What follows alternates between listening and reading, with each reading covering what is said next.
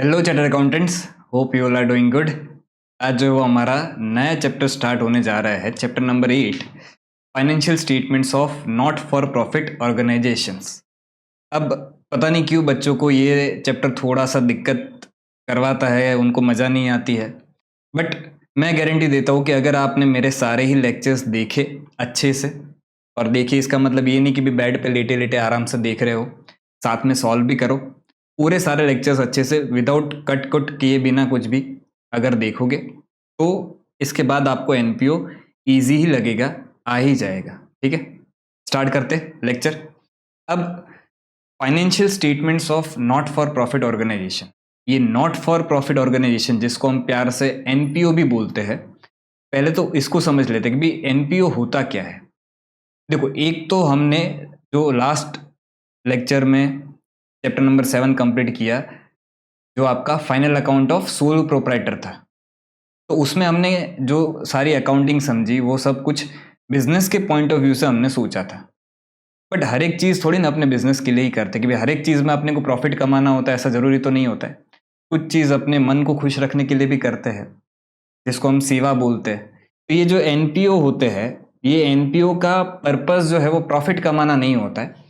हालांकि सबसे ज़्यादा प्रॉफिट भी एनपीओ में ही होता है, बोलने के लिए एनपीओ का प्रॉफिट कमाने का पर्पस नहीं होता है, इसलिए उसका नाम भी नॉट फॉर प्रॉफिट ऑर्गेनाइजेशन है।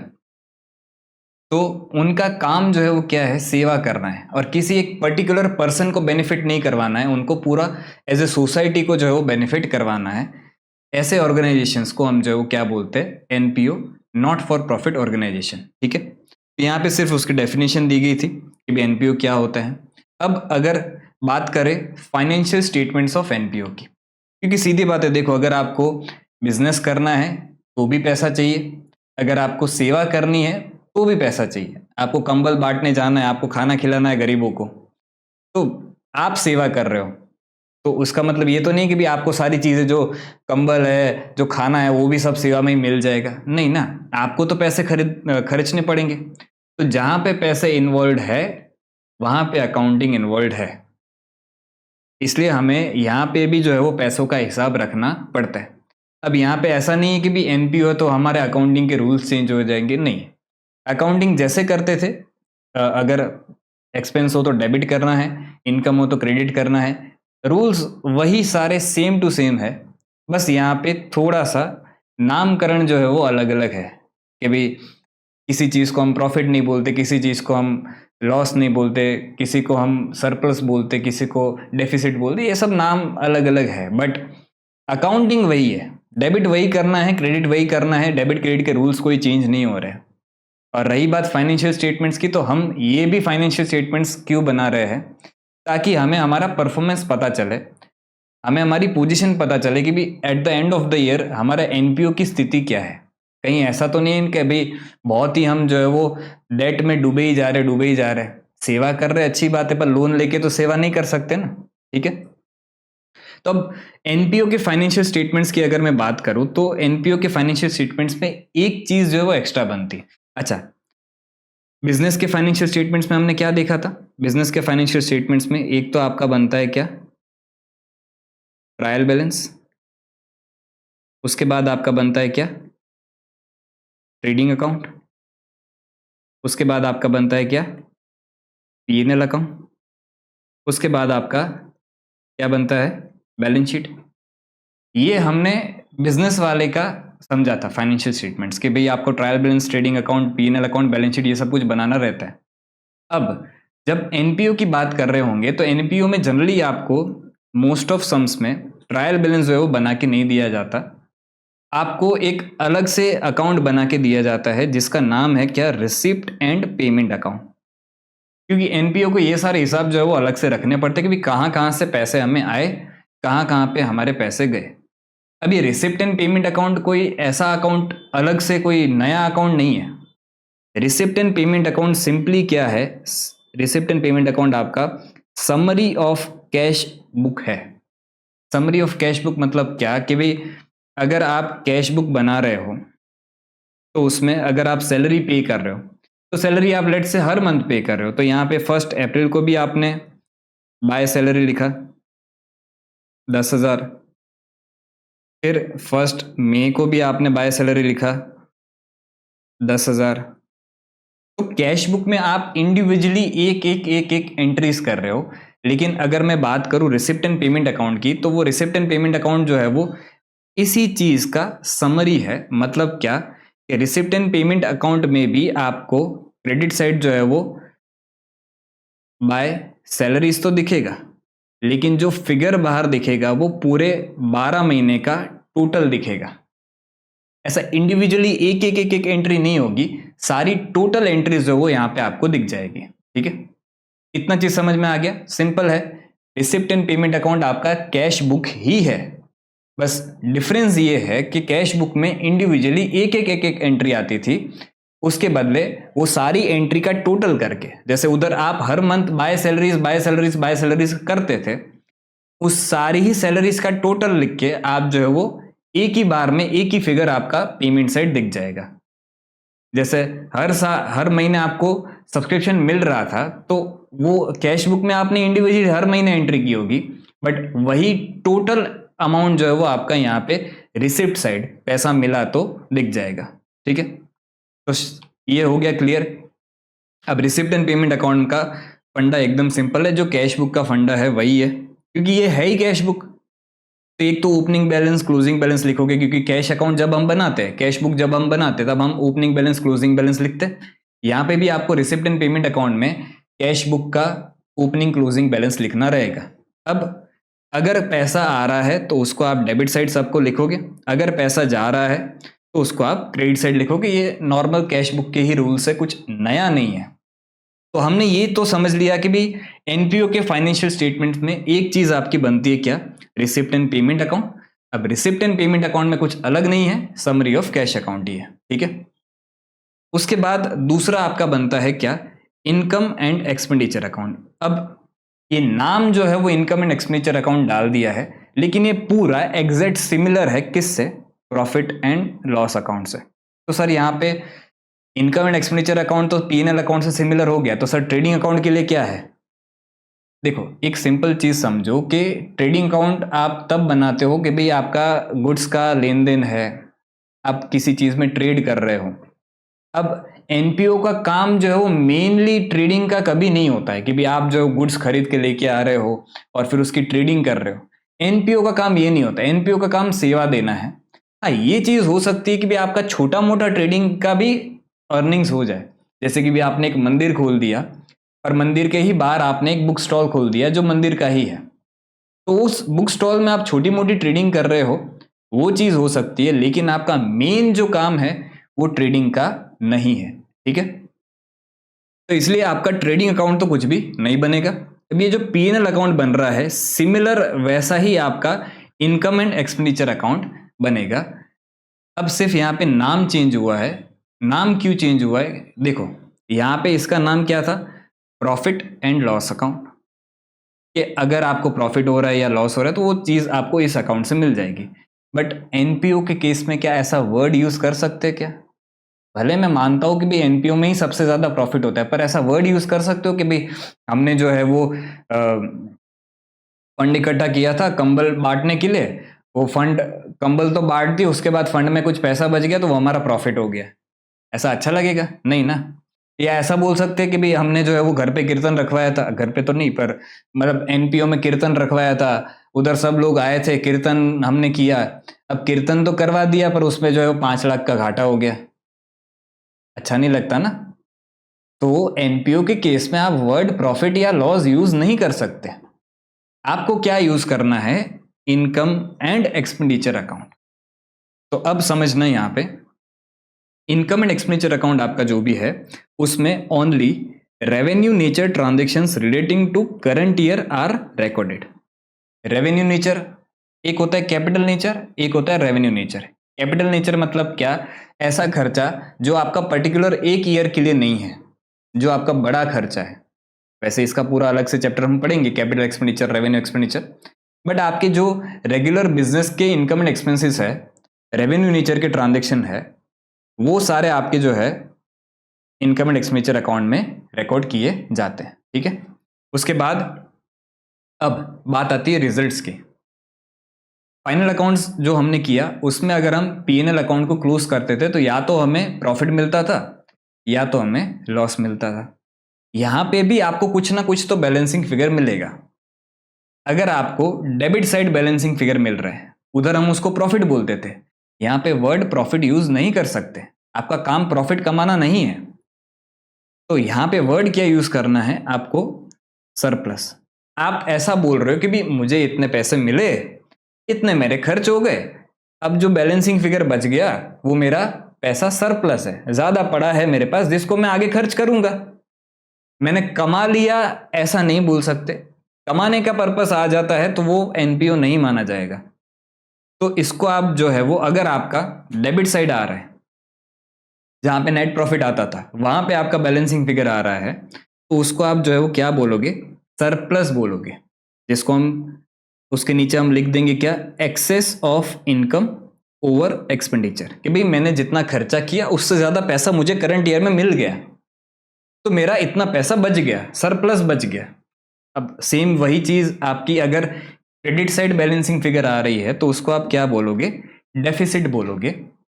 अगेन वही कि भाई इतना मैंने खर्चा कर दिया और पैसे उसके सामने इतने ही मिले, तो मेरा जो है वो इस बार डेफिसिट, पैसे कम पड़ गए, तो ये डेफिसिट जो है वो उसको हम क्या बोलते हैं, excess of expenditure over income. Clear, ठीक है। फिर तीसरा आता है आपका क्या, बैलेंस शीट। तो बैलेंस शीट में कुछ चेंज नहीं, वही सारे रूल्स जो फाइनल अकाउंट में थे वही सारे रूल्स यहां पे भी अप्लाई होंगे, ठीक है। तो आई होप आपको फाइनेंशियल स्टेटमेंट्स ऑफ एनपीओ अच्छे से क्लियर हो गया होगा। 3 चीजें बनानी होती है हमें, उसमें से एक चीज तो हमेशा बना के देंगे ही वो, mostly receipt and payment account, income and expenditure account. Receipt and payment account exact cash book ही है, इनकम एंड एक्सपेंडिचर अकाउंट आपका P&L अकाउंट ही है, और तीसरा आपको जो बनाना है वो क्या बनाना है, बैलेंस शीट। जो आप फाइनल अकाउंट में करते थे सेम वही चीज यहाँ पे होगी, ठीक है।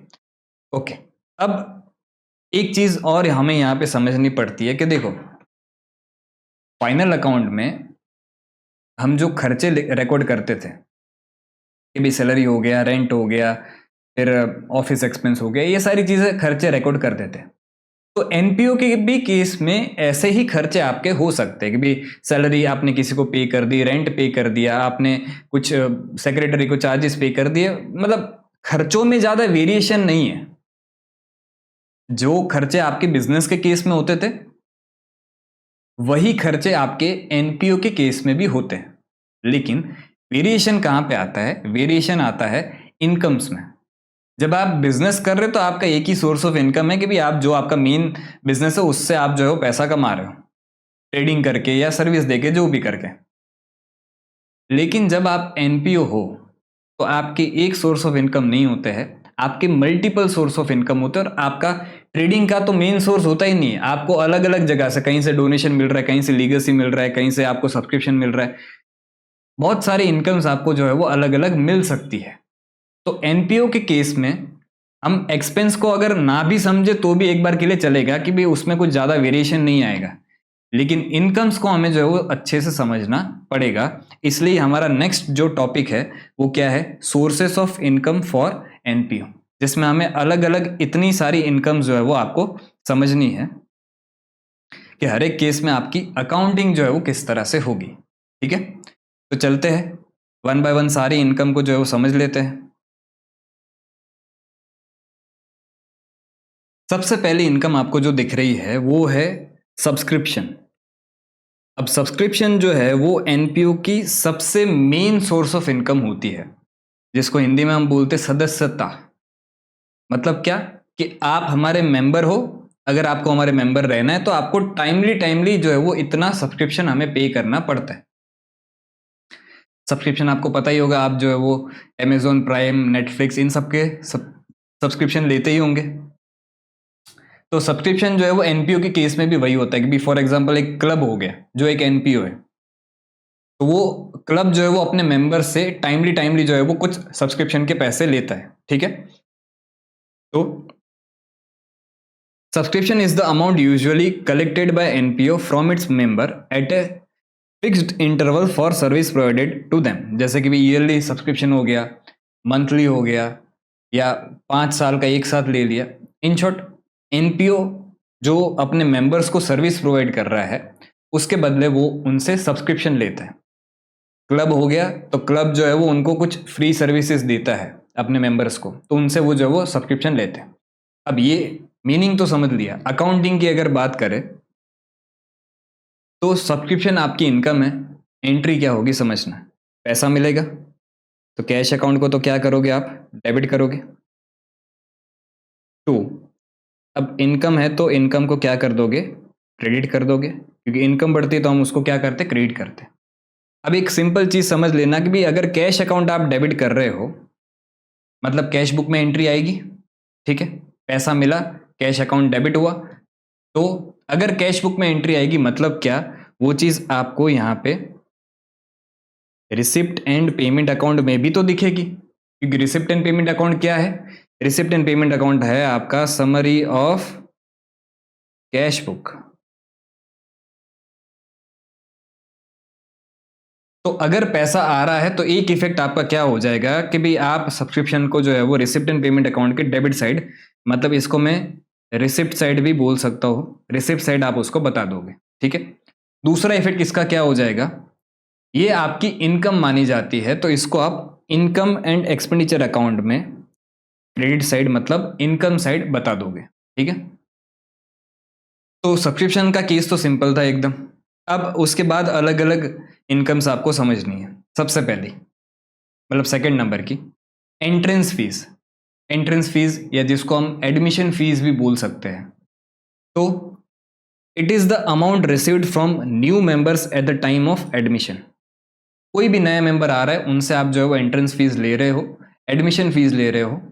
तो वैसे देखने जाए तो एडमिशन फीस जो होती है ना वो एक बार के लिए ही होती है, जनरली वन टाइम होती है। हाँ, कहीं कहीं पे आपकी रिकरिंग भी हो सकती है, जैसे स्कूल्स में आपको हर साल जो है वो एडमिशन फीस भरनी पड़ती है, बट एनपीओ कुछ अगर क्लब है या ऐसा कुछ भी है तो उसमें जनरली जो आपकी एंट्रेंस फीस होती है वो वन टाइम होती है। तो एक इफेक्ट तो सिंपल हर एक इनकम के केस में, हर एक इनकम के केस में एक इफेक्ट तो आपको याद रखना ही है कि अगर पैसा मिल रहा है तो ये वाला जो अकाउंट है ना रिसिप्ट एंड पेमेंट अकाउंट, उसमें डेबिट साइड दिखेगा ही दिखेगा, उसमें कोई चेंज नहीं आएगा। रिसिप्ट एंड पेमेंट अकाउंट आपका कैश बुक है, अगर पैसा आता है तो डेबिट साइड दिखाओ, अगर पैसा जाता है तो क्रेडिट साइड दिखाओ। ये तो फिक्स्ड रूल है, इसमें कोई चेंज नहीं आएगा। बात आती है कि भी दूसरा इफेक्ट जो है उसका हमें हर बार जो है वो अलग अलग इफेक्ट्स आ सकते हैं। तो जैसे कि अगर एंट्रेंस फीस की बात करें तो अगर कुछ नहीं बोला गया है क्वेश्चन में, if nothing is mention in the question, तो treat it as capital receipt और उसको आपको जो है वो क्या करना है, कैपिटल फंड जो आप लायबिलिटी साइड बताते हो उसमें आपको ऐड कर देना है।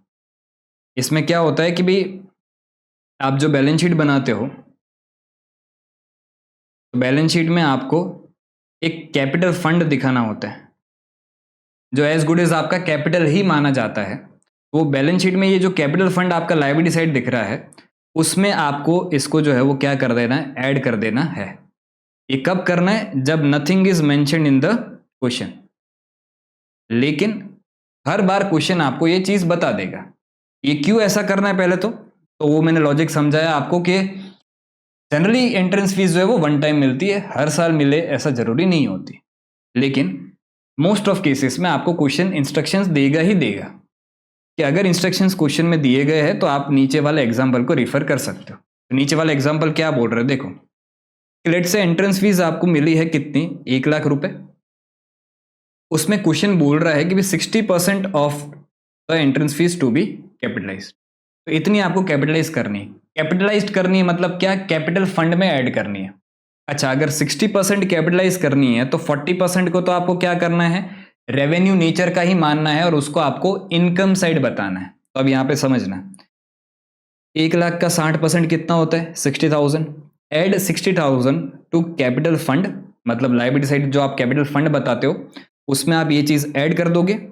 और दूसरा इफेक्ट आपका ये जो 40,000 है will be shown on the credit side of income and expenditure account, मतलब आप इसको जो है वो इनकम बताओगे, इनकम एंड एक्सपेंडिचर अकाउंट में क्रेडिट साइड बताओगे, ठीक है। तो ये एंट्रेंस फीस भी हमने समझ लिया। अब बात करते हैं डोनेशन की। डोनेशन जो है वो दो टाइप के आपके हो सकते हैं। देखो, एक तो हो सकता है जनरल डोनेशन। जनरल डोनेशन मतलब क्या, मैं आया मंदिर में दान पेटी में डाल दिया पैसा, या मैंने ऐसे ही पर्ची फड़वा दी कि भाई मेरी तरफ से इतना डोनेशन लिख दो और ये पैसे ले लो, ये जनरल डोनेशन हो गया।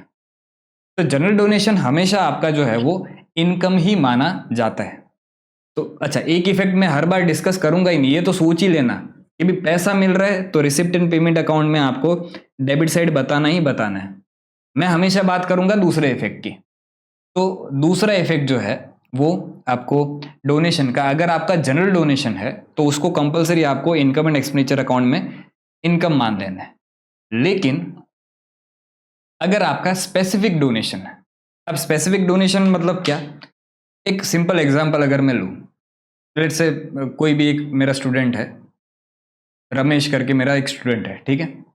नईमेश ने अपने एक स्टूडेंट को, रमेश को 10,000 रुपये दिए। अब ये जो 10,000 रुपये उसको मैंने दिए, उसको रमेश को मैंने बोला कि मेरा एक और दूसरा एक स्टूडेंट था मुकेश, तो ये 10,000 रुपये रमेश मुकेश को कल दे देना। अब मैंने 10,000 रुपये रमेश को दिए, क्यों दिए, कल को जाके उसको पैसे ये देने हैं, किसको, मुकेश को। तो क्या रमेश जो है वो इस 10,000 को अपनी इनकम मान के ऐसे ही पैसे उड़ाएगा, अपनी मर्जी से उड़ा सकता है क्या, नहीं ना। उसके ऊपर एक जवाबदारी है कि भी ये 10,000 मुझे कल देने हैं, किसको, मुकेश को। तो स्पेसिफिक डोनेशन भी एक इसी तरह की चीज है कि आपको डोनेशन तो मिल रहा है, लेकिन उस डोनेशन को यूज करने का फ्री विल नहीं मिल रहा है। आपको बोला जा रहा है कि भी इस डोनेशन को तेरे को यही जगह पे यूज करना है और कहीं पे यूज मत करना। अगर ऐसा डोनेशन है तो उस केस में एक तो पैसा मिला तो डेबिट साइड ही बताना है, उसमें तो कोई चेंज नहीं। दूसरा इफेक्ट इसका क्या हो जाएगा, इसको आप इनकम नहीं मान सकते क्योंकि फ्री विल नहीं है, तो इसको आपको लायबिलिटी साइड बताना है बैलेंस शीट में। क्लियर, ठीक है। जनरल डोनेशन इनकम मानो, स्पेसिफिक डोनेशन लायबिलिटी मानो, ठीक है। लीगेसीज, अब यहां पे ये भी ध्यान रखना, कुछ चीजें लायबिलिटी साइड सीधी बताओगे, कुछ चीजें आप कैपिटल फंड में ऐड करोगे, तो दोनों में भी डिफरेंस है। वैसे दोनों लायबिलिटी साइड ही दिखता है, टोटल में कुछ फर्क नहीं पड़ेगा, बट शायद मार्क्स काट दे आपके कि भी आपने कैपिटल फंड में क्यों ऐड नहीं किया। कुछ चीजें आपको कैपिटल फंड में भी ऐड करनी पड़ती, कुछ चीजें आपको सीधी सीधी लायबिलिटी साइड बतानी पड़ती, ठीक है। अब बात करते हैं लीगेसीज की। लीगेसीज मतलब क्या, समझना भाई, कोई बड़ा इंसान, ठीक है, जैसे कि अंबानी जी है, तो बड़ा इंसान अगर कोई जो है वो जाता है भगवान के पास, ठीक है, तो वो अपने पीछे बहुत सारी अपनी चीजें वसीयत में छोड़ जाते हैं। अब ये में ऐसा है कि भाई जैसे कि अंबानी जी जो है वो भगवान के पास गए, तो उन्होंने कोई एक एनपीओ के लिए बहुत सारा पैसा जो है वो छोड़ के गए थे। अब ये क्या रोज रोज जाते भगवान के, ऐसे ऐसे लोग जो बड़े बड़े लोग हैं क्या रोज रोज जाते, नहीं ना। अपने जैसे छोटे लोग तो ठीक है, चलो आज है कल नहीं है, लुढ़क गए, पर अपनी वसीयत में क्या होगा, अपनी विल में क्या होगा, एक स्प्लेंडर बाइक और 5,000 का फोन। अब उससे तो एनपीओ क्या ही हो जाएगा फर्क। लेकिन मुकेश अंबानी जो है वो अगर जा रहे हैं, तो अगर वो कुछ बड़ा अमाउंट छोड़ के जा रहे हैं, तो ऐसा एनपीओ के लाइफ टाइम में एक दो बार, तीन चार बार ऐसा ही हो, तीन चार बार ही रैली होता होगा। तो ऐसा अगर बड़ा पैसा आपको सीधा मिल रहा है, तो उस पैसे को हम बोलते हैं क्या, लीगेसी का पैसा। वो अपनी बड़ी लीगेसी छोड़ गए हमारे लिए, और ये लीगेसी का पैसा रोज रोज नहीं मिलता और एक पर्टिकुलर ईयर के लिए नहीं मिलता। भाई आप इनकम एंड एक्सपेंडिचर अकाउंट तो एक पर्टिकुलर ईयर का बना रहे हो ना, लेकिन ये इतना बड़ा पैसा कोई एक पर्टिकुलर ईयर की इनकम नहीं है आपकी, तो इसको हम जो है वो इनकम नहीं मान सकते। इसको हमें ऐसा मानना पड़ेगा कि भी हमारा कैपिटल हमने इंट्रोड्यूस किया और कैपिटल के लिए हमें बड़ा फंड मिला। तो सिंपल इसका इफेक्ट क्या होगा, एक तो पैसा मिला तो रिसिप्ट एंड पेमेंट अकाउंट के डेबिट साइड, दूसरा it is of capital nature और इसको आपको ऐड करना पड़ेगा क्या, कैपिटल फंड में। तो it is an amount received by NPO as per the will of deceased person, ठीक है। तो ये हो गया आपका लीगेसीज। एंट्रेंस डोनेशन को हमने जो है वो एंट्रेंस फीस को हमने कैपिटल फंड में ऐड करना सीखा था, अगर क्वेश्चन बोल रहा है तो। फिर स्पेसिफिक डोनेशन लायबिलिटी साइड दिखता है, लीगेसी को भी आप जो क्या करते हो, कैपिटल फंड में ऐड कर देते हो, ठीक है। उसके बाद आता है आपका ग्रांट या सब्सिडीज। गवर्नमेंट से अगर आपको कुछ सहाय मिल रही है उसको हम बोलते हैं ग्रांट, उसको हम बोलते हैं सब्सिडीज। तो अगर आपको ग्रांट मिल रही है, सब्सिडीज मिल रही है, तो उस केस में आपकी अकाउंटिंग किस तरह से होगी तो समझना। अब ये अकाउंटिंग समझने से पहले हमें ये डिसाइड करना पड़ता है कि भाई ये जो ग्रांट आपको मिला है वो कौन से नेचर का आपको ग्रांट मिला है।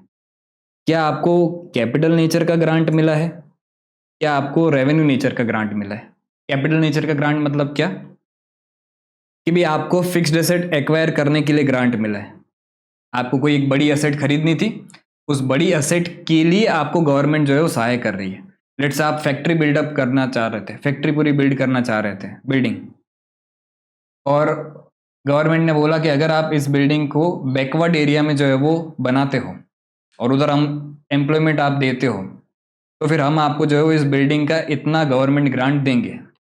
तो ये जो गवर्नमेंट ग्रांट मिल रही है वो फिक्स्ड एसेट के लिए मिल रही है और उसको हम कैपिटल नेचर का मानेंगे। मतलब हमें जो है वो कैपिटल एक्सपेंडिचर करना था, क्या कि बिल्डिंग बना दी पूरी पूरी, और उसके लिए हमें ग्रांट मिल रहा है। तो ऐसे ग्रांट को हम कैपिटल नेचर का ग्रांट बोलते हैं। और दूसरा रेवेन्यू नेचर का, जैसे कि वो बिल्डिंग आपने पूरी बना ली, गवर्नमेंट ने आपको और बोला कि भाई अब तो आपने बिल्डिंग बना ली, उसके लिए हमने आपको ग्रांट दे दिया, अब इस बिल्डिंग को मेंटेन करने का, मेंटेनेंस का भी हम आपको जो है वो ग्रांट देंगे। जो छोटा मोटा खर्चा ईयरली बेसिस पे आपका आता रहता है बिल्डिंग मेंटेन करने का, तो उसके लिए भी हम जो है आपको ग्रांट दे रहे हैं। तो अब ये ग्रांट जो है वो रेवेन्यू नेचर की मानी जाएगी क्योंकि उससे कोई बड़ा कैपिटल एक्सपेंडिचर नहीं हो रहा है, बिल्डिंग के छोटे मोटे जो खर्चे हैं वो ही, उसके लिए ही आपको ये ग्रांट मिल रही है। ऐसी ग्रांट को हम रेवेन्यू नेचर की ग्रांट बोलते हैं। ठीक है, तो अब इफेक्ट क्या आएगा समझना। पैसा मिला, डेबिट साइड बताना है, उसको तो हमें चर्चा ही नहीं करनी है। अगर आपका रेवेन्यू नेचर का ग्रांट है, मतलब जैसे वो बिल्डिंग मेंटेनेंस के लिए आपको ग्रांट मिला है, तो उस रेवेन्यू नेचर के ग्रांट को आप credit side of income and expenditure account बताओगे। लेकिन अगर आपका कैपिटल नेचर का ग्रांट है तो उस केस में आपको उसको बैलेंस शीट में लायबिलिटी साइड बताना पड़ेगा। ठीक है, 3 चीजें थी। एक एंट्रेंस डोनेशन को कैपिटल फंड में ऐड करना है, स्पेसिफिक डोनेशन को लायबिलिटी साइड बताना है, लीगेसी को कैपिटल फंड में ऐड करना है, और ये अगर आपको कैपिटल नेचर का गवर्नमेंट ग्रांट मिल रहा है तो उसको बैलेंस शीट में लायबिलिटी साइड बताना है, फंड में ऐड करने की जरूरत नहीं है। ठीक है, अब उसके बाद चलते हैं life membership fees. Life membership fees क्या होता है समझना। देखो नाम से ही पता चल रहा है कि लाइफ टाइम की मेंबरशिप फीस है जो वन टाइम मिलेगी।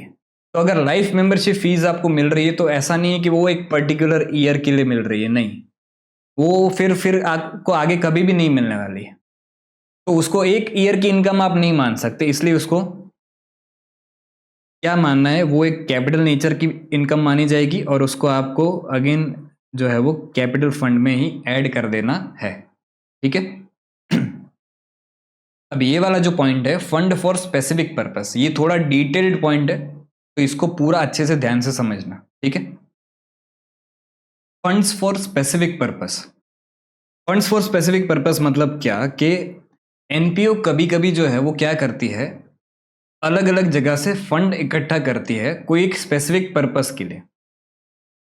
अब जहां पे भी स्पेसिफिक पर्पस आ जाता है तो वो इनकम तो नहीं माना जाता है, वो फ्री विल घुमा देता है अपना, तो इसको आप इनकम साइड तो नहीं बता सकते।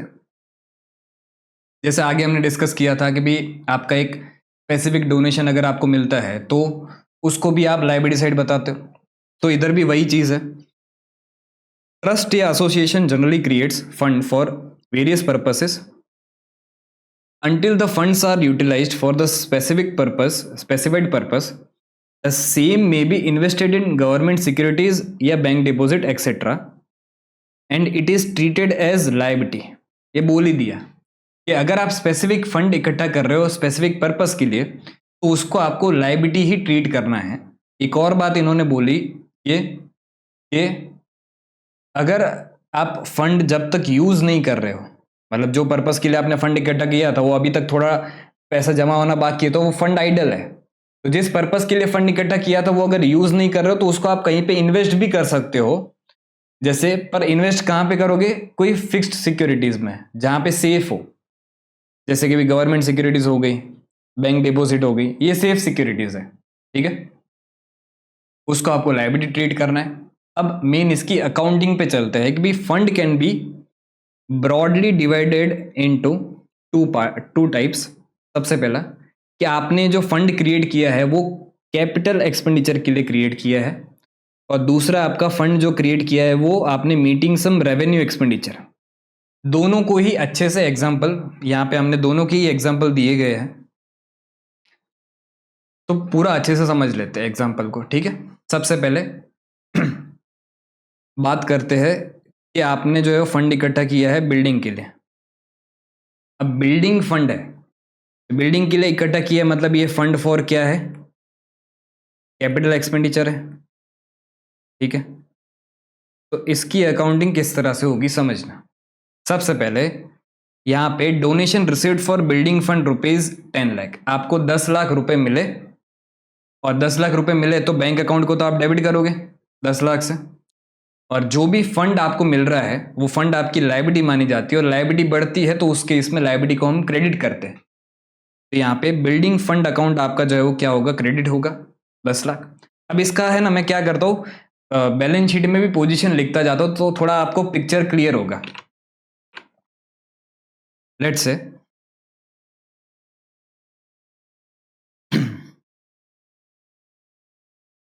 उप्स,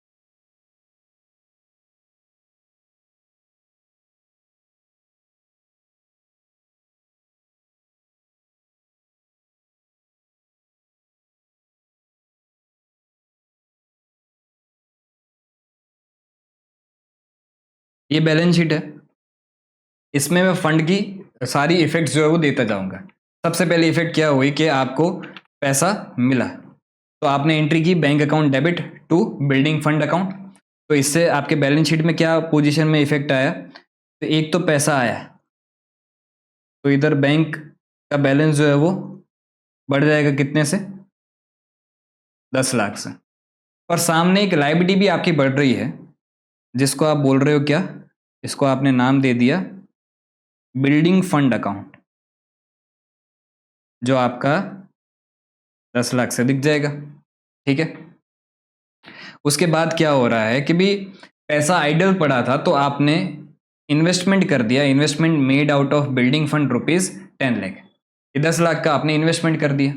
अब अगर आप इन्वेस्टमेंट कर रहे हो तो इससे होगा क्या, इन्वेस्टमेंट कोई भी आप खरीदते हो तो इन्वेस्टमेंट अकाउंट को डेबिट करते हो, तो उस केस में आपका इन्वेस्टमेंट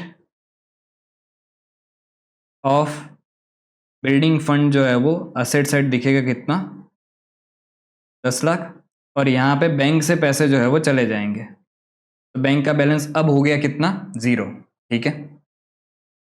एंट्री वही हुई, investment account debit to bank account. उसके बाद क्या हो रहा है, interest received from building fund investment ₹10,000।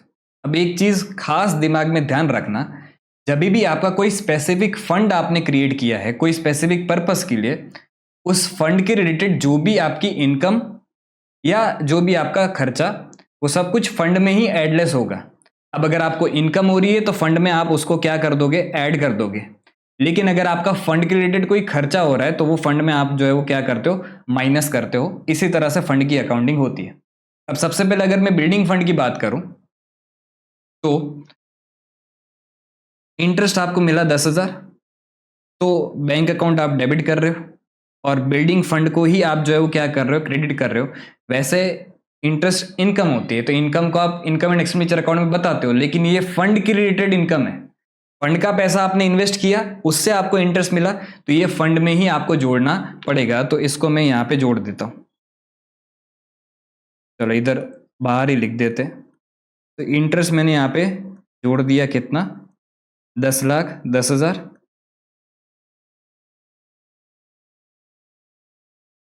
ठीक है, और बैंक में पैसे आ गए कितने, 10,000। Bank account debit to interest account किया। अब बात आती है एक्सपेंडिचर की। अब फंड का खर्चा आपको करना है, बिल्डिंग बनानी है, बिल्डिंग के लिए ये फंड इकट्ठा किया था, तो सबसे पहला काम तो आप क्या करोगे, इन्वेस्टमेंट को बेच दोगे। तो यहाँ पे इन्वेस्टमेंट बेचने की एंट्री नहीं लिखी है, बट सबसे पहला काम आपको होगा इन्वेस्टमेंट बेचने का। तो एंट्री क्या बनेगी, bank account debit to investment account, और इससे बैंक में वापस जो है वो पैसे आ जाएंगे आपके कितने, 10,10,000। 10,000 तो ऑलरेडी थे, 10 लाख इन्वेस्टमेंट को बेच के पैसा आ गया, तो इससे इन्वेस्टमेंट खत्म और वापस बैंक में जो है पैसा आ गया। समझ में आ रहा है एक एक चीज। एंट्री क्या बनी थी इन्वेस्टमेंट बेचने की, बैंक अकाउंट डेबिट, बैंक का बैलेंस बढ़ा तो 10 लाख मैंने यहाँ पे बढ़ा दिया और इन्वेस्टमेंट गया 10 लाख से, तो वो खत्म हो गया। ठीक है, अब इसके बाद क्या हो रहा है कि भाई आप इस फंड में से 5 लाख रुपए खर्च कर रहे हो और 5 लाख रुपए से आप बिल्डिंग बना रहे हो। अब बिल्डिंग बनाने की एंट्री क्या होती है, सिंपल, बिल्डिंग बनाने की एंट्री होती है आप बिल्डिंग अकाउंट को जो है वो क्या करते हो, डेबिट करते हो। असेट बढ़ रही है तो असेट को डेबिट करोगे, और टू क्या करोगे, बैंक अकाउंट। लेट्स से ये 5 लाख का आपने खर्चा किया, तो अगर इसकी मैं इफेक्ट यहाँ पे देखूं तो ये बैंक का बैलेंस आपका जो है वो कम हो जाएगा 10,10,000 से। अब ये हो जाएगा कितना, 5,10,000, और यहाँ पे आपका एक फिक्स्ड एसेट दिखेगा जिसको आप बोलोगे क्या, बिल्डिंग। और ये बिल्डिंग कितने से दिखेगा, 5 लाख से, 5 लाख का ही खर्चा किया तो 5 लाख से दिखेगा। ठीक है, तो एक तो एंट्री ये होती है, बट लेट से आप ऐसा समझो कि भी 5 लाख आपका बैंक का बैलेंस यूज हो गया, बिल्डिंग भी खड़ी हो गई, क्योंकि बिल्डिंग खड़ी करने की आप एंट्री क्या करोगे, building account debit to cash bank account. तो सर ये इधर फंड में तो 10,10,000 ही बैलेंस पड़ा रहा ना। तो जैसे जैसे आपका फंड, जब आपका कैपिटल एक्सपेंडिचर का फंड होगा, जैसे जैसे वो यूज होता जाएगा आपको उसको यहां से भी जो है वो ट्रांसफर करना पड़ेगा। तो इधर फंड का कितना पैसा यूज हुआ, 5 लाख यूज हुआ, तो ये 10,10,000 में से 5 लाख आप जो है वो ट्रांसफर कर दोगे। कहाँ पे ट्रांसफर करोगे, तो इस 5 लाख को आप यहां से माइनस करोगे और इसको आप ट्रांसफर करोगे टू कैपिटल फंड। तो अब फंड का बैलेंस इधर भी कितना दिख जाएगा, 5,10,000, और यहाँ पे आपका कैपिटल फंड जो भी होगा उसमें ऐड हो जाएगा 5,10,000। समझे, तो ये एक एडजस्टमेंट एंट्री आपको करनी पड़ती है, वरना तो क्या होगा कि पैसा आपका पूरा खत्म हो जाएगा, आपका फंड इधर अभी भी 10,10,000 का लायबिलिटी साइड दिखता ही रहेगा। अगर आप ये एंट्री नहीं करते, अगर आप ये एंट्री नहीं करते कि भी फंड को, देखो एंट्री क्या बनी इसकी, एंट्री बनी बिल्डिंग फंड को आपने डेबिट किया, उसको कम किया 5 लाख से, टू कैपिटल फंड कर दिया 5 लाख से। ये 5 लाख कहाँ से आया, तो ये जो हमने खर्चा किया वही अमाउंट से हमने फंड को भी कम कर दिया। अगर आप ये एंट्री नहीं करते, कल को जाके ये आपके 5,10,000 भी यूज हो जाते, लेकिन फिर भी इधर फंड में बैलेंस है वो कितना दिखता होता, 10,10,000 दिखता होता। पर ये तो गलत चीज है ना, फंड तो यूज होता जा रहा है। तो जैसे जैसे फंड यूज होता जाएगा वैसे वैसे आप फंड में से भी जो है वो अमाउंट ट्रांसफर करते जाओगे, कहाँ पे, कैपिटल फंड में। एक बार फंड खत्म हो गया तो फंड जीरो हो जाएगा, उसके बाद अगर और एडिशनल खर्चा कर रहे हो तो वो अपने खुद की जेब में से करो, उससे हमें जो नॉर्मल असेट परचेस करने की एंट्री होती है वही करोगे। क्लियर, तो ये हमने बात की बिल्डिंग फंड की। अगर आपको फंड का जो पैसा है वो कैपिटल एक्सपेंडिचर के लिए मिल रहा है तो उस केस में अकाउंटिंग कैसे होगी, सिंपल ध्यान रखना है, फंड रिलेटेड अगर कोई इनकम हो रही तो उसमें ही ऐड कर दो। अगर फंड आप यूज कर रहे हो, बिल्डिंग खड़ी कर रहे हो, तो building account debit to bank account, ये एंट्री तो जो नॉर्मल असेट खरीदने की होती है वही होती है। दूसरी एंट्री एक एडजस्टमेंट एंट्री आपको करनी पड़ेगी, क्या कि फंड का बैलेंस आप कम करोगे, वो लायबिलिटी दिख रहा तो उसको आप डेबिट करोगे और वही पैसा आप जो है वो कैपिटल फंड में ट्रांसफर कर दोगे। ठीक है, उसके बाद लेकिन अगर आपका फंड जो आपको मिल रहा है वो रेवेन्यू एक्सपेंडिचर के लिए मिल रहा है, एग्जांपल जैसे लास्ट ईयर 2024 में ही ये पेरिस ओलंपिक्स हुआ था, तो इधर एग्जांपल समझो भाई, उसमें मेन स्पॉन्सर जो वो रिलायंस इंडस्ट्रीज था, नीता जी।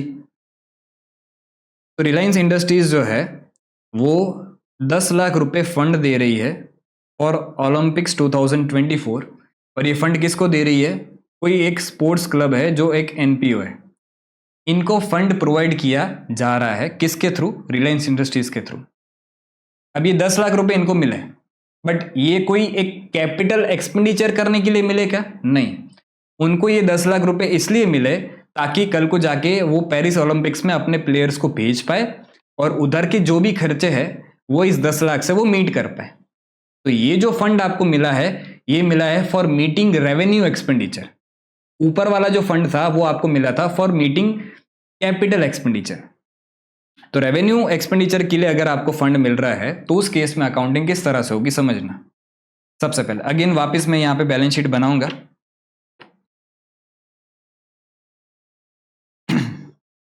ताकि आपको अच्छे से समझ में आ जाए।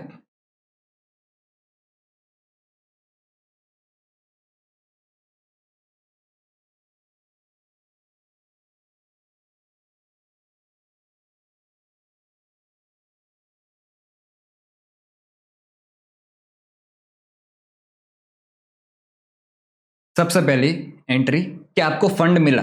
अगर फंड मिला तो बैंक अकाउंट को आप डेबिट करोगे और टूर्नामेंट फंड जो एक आपकी लायबिलिटी है उसको आप क्रेडिट कर दोगे। तो इससे आपका बैलेंस शीट में पोजीशन क्या क्रिएट होगा, यहाँ पे आपको दिखेगा एक तो बैंक कितना 10 लाख और यहाँ पे आपको दिखेगा टूर्नामेंट फंड कितना 10 लाख। ठीक है, उसके बाद क्या हो रहा है भाई, आपने इस टूर्नामेंट फंड के इन्वेस्टमेंट को जो है वो टूर्नामेंट फंड के पैसे को जो है वो इन्वेस्ट कर दिया। कितना इन्वेस्ट किया आपने? 5 लाख इन्वेस्ट कर दिया। तो अब यहाँ पे एंट्री क्या होगी, बैंक से पैसा गया तो अब बैंक में पैसा कितना बचा, 5 लाख बचा। और जो आपने इन्वेस्टमेंट खरीदा टूर्नामेंट फंड इन्वेस्टमेंट, ये इन्वेस्टमेंट आपका डेबिट हो जाएगा कितने से, 5 लाख से। एंट्री बनी tournament fund investment account debit to bank account. ठीक है, अब इसके बाद क्या हो रहा है कि interest received from tournament fund investment, आपको 10,000 का इंटरेस्ट मिल रहा है इस इन्वेस्टमेंट में से। ये जो आपने इन्वेस्टमेंट किया 5 लाख का, उससे आपको इंटरेस्ट मिल रहा है। फंड के रिलेटेड अगर कोई भी इन्वेस्टमेंट है, फंड के रिलेटेड कोई भी इनकम है तो वो फंड में ही ऐड होगी। देखो पहली एंट्री तो इंटरेस्ट मिलने की क्या होती है,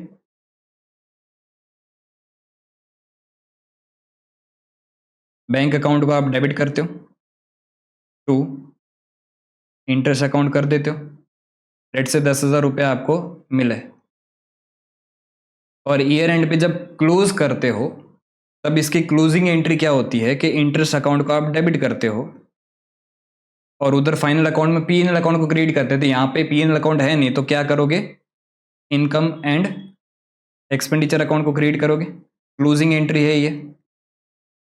अब इसकी मैं नेट एंट्री देखने जाऊँ तो क्या बनती कि भाई आप बैंक अकाउंट को डेबिट करते हो और इनकम एंड एक्सपेंडिचर अकाउंट को क्रिएट करते हैं, लेकिन ये फंड के रिलेटेड आपकी इनकम है तो इसलिए आप यहाँ पे इनकम एंड एक्सपेंडिचर अकाउंट से क्लोज नहीं कर सकते। इसको आपको ट्रांसफर करना पड़ेगा कहाँ पे, फंड में। तो यहाँ पे आप क्रेडिट किसको करोगे, टूर्नामेंट फंड अकाउंट को। अब अगर इसकी मैं नेट एंट्री देखो तो नेट एंट्री क्या बनती है आपकी, फंड की रिलेटेड इनकम हुई, बैंक अकाउंट को डेबिट करो टू टूर्नामेंट फंड अकाउंट 10,000। इससे हुआ क्या, ये जो बैंक का बैलेंस 5 लाख था वो बढ़ के 5,10,000 हो गया और यहाँ पे आपने इंटरेस्ट की जो है वो इनकम ऐड कर दी फंड में ही, कितनी 10,000।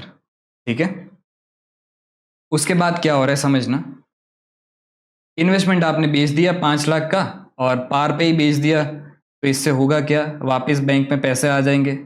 बैंक में पैसे कितने आएंगे, 5,10,000 ऑलरेडी थे, 5 लाख का इन्वेस्टमेंट पार पे बेच दिया मतलब 5 लाख में ही बेच दिया तो पैसे अब कितने हो जाएंगे, 10,10,000।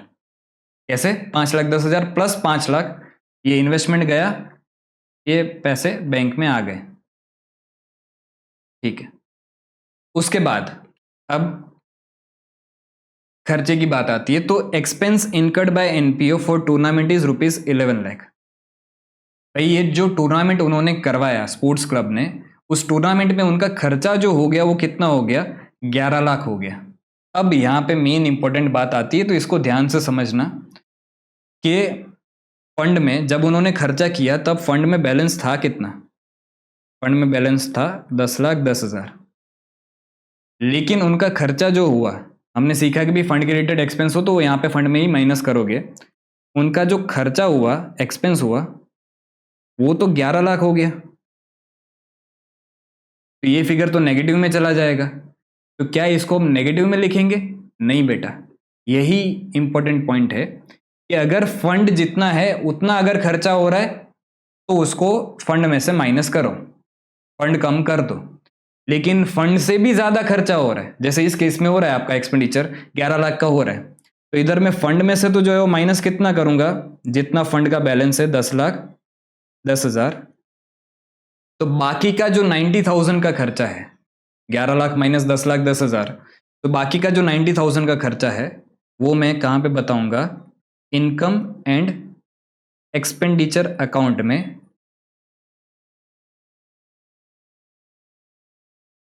टूर्नामेंट एक्सपेंस करके बता दूंगा 90,000।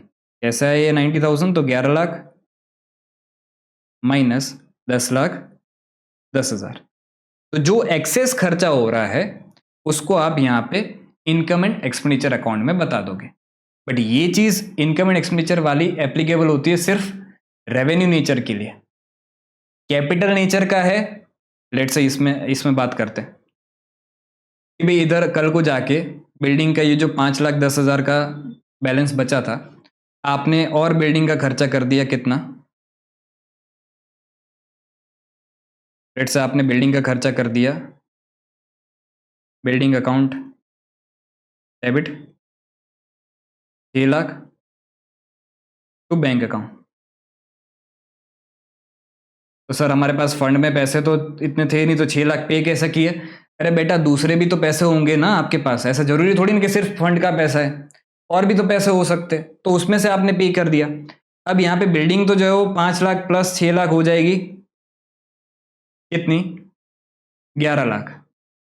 लेकिन फंड में तो उतना बैलेंस है नहीं, तो फंड में जो आप ट्रांसफर करोगे वो सिर्फ कितना ट्रांसफर कर पाओगे?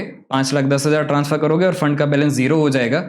और ये ही कैपिटल आपका, और ये 5 लाख ट्रांसफर करना था, यही आपका जो है वो कैपिटल फंड में 5,10,000 ट्रांसफर हो जाएगा।